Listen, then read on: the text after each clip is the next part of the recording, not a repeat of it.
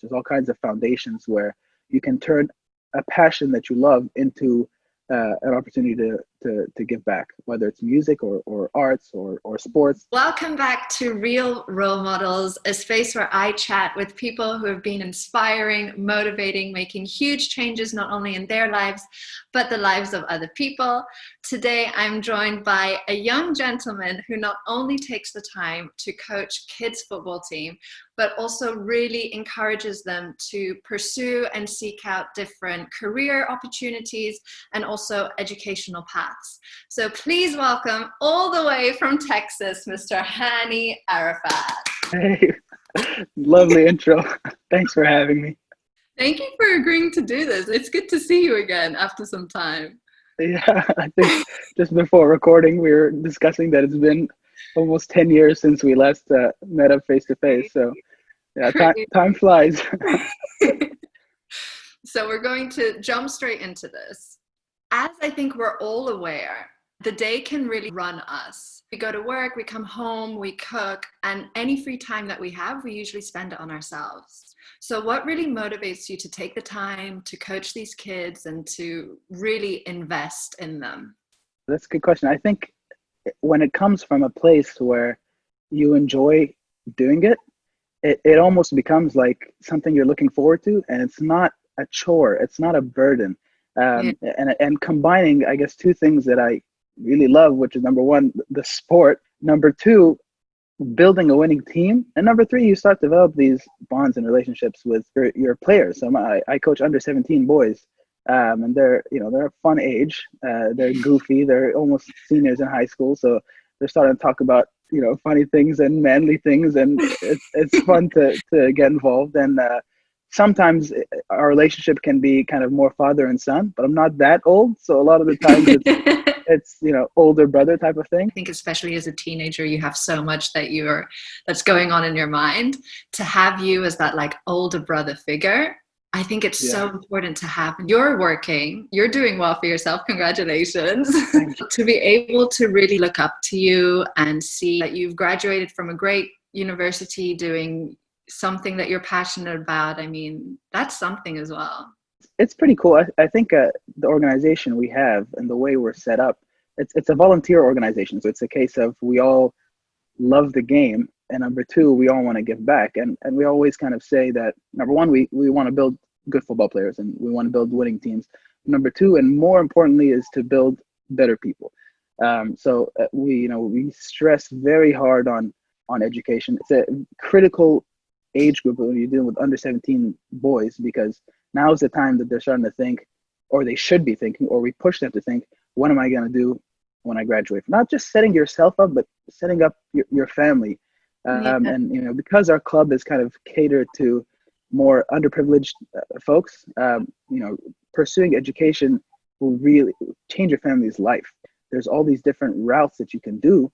A lot of kids worry about the money, or they worry about not knowing how to apply, not knowing that you have to take your SAT, not knowing all these kind of things. And these are the things that I took for granted when I started. I'm like, what do you mean? Do I have to take my SAT? Of course you have to take your SAT.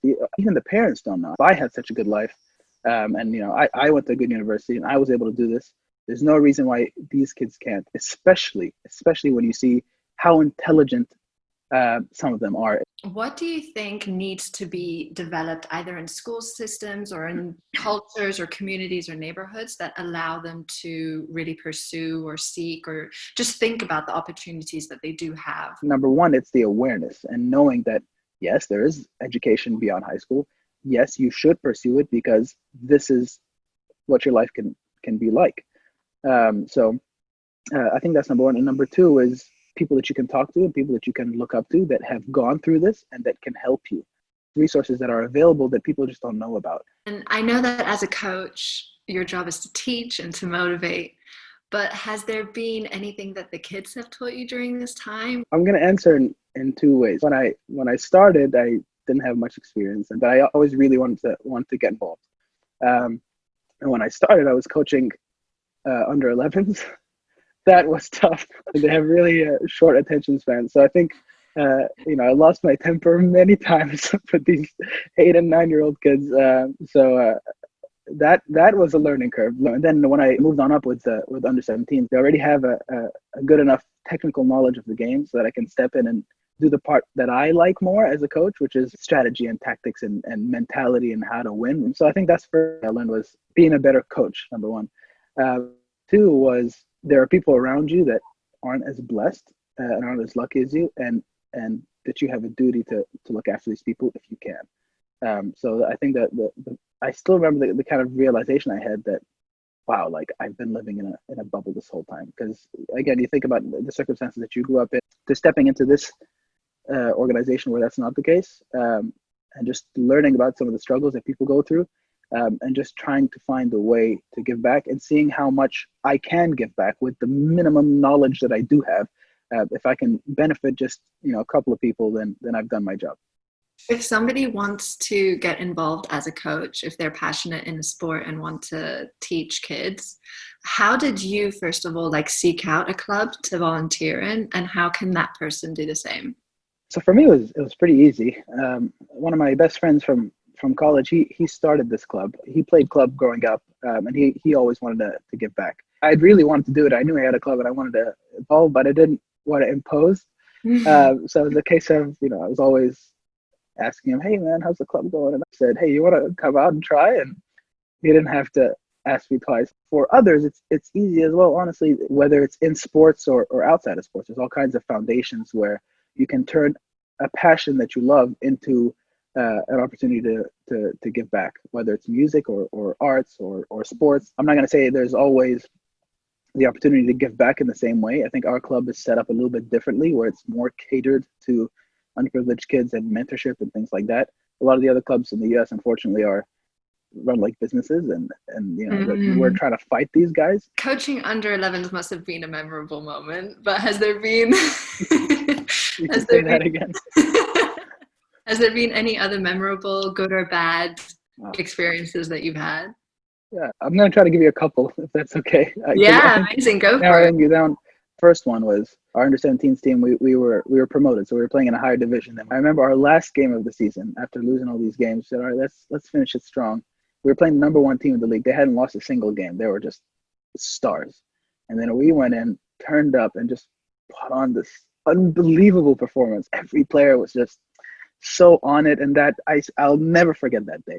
The second one, a lot of times we take our players to college showcases where they get to play in front of college coaches so that they can find players that they want and players that they can scout. So we do that almost every season. There was a team in the tournament that was coming from South Africa. The fact that we were playing such a good team that just brought out this level of performance from our under 19s players that was just unbelievable.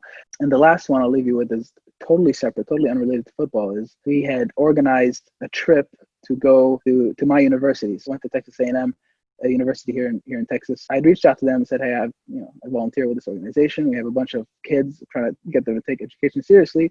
Can we set up a tour?" It just so happened that it coincided with like an open day for the whole engineering department. So they had all these like exhibitions about all the different types of engineering, and they had just opened this brand new multi-million-dollar engineering complex, and it was just mind-blowing to everybody. For these kids, this is the type of thing they see on TV, like Yeah, what yeah. universities are like, and this is what this could be. You could be studying right here on this table, in a couple of years.